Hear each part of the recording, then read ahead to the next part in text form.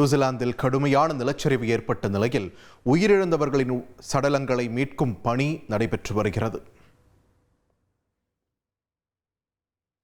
New Zealand நாட்டின் வடக்கு தீவில் ஏற்பட்ட கடுமையான நிலச்சரிவில் சிக்கியவர்களில் யாரும் உயிர் பிழைத்திருக்க வாய்ப்பில்லை என தெரிவிக்கப்பட்டுள்ளது.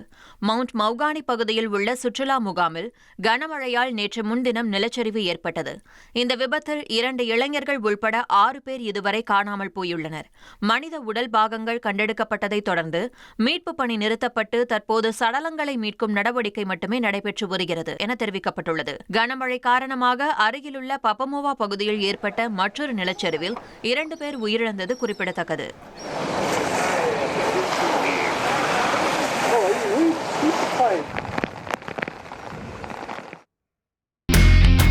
இனி செல்லும் இடமெல்லாம் செய்தி.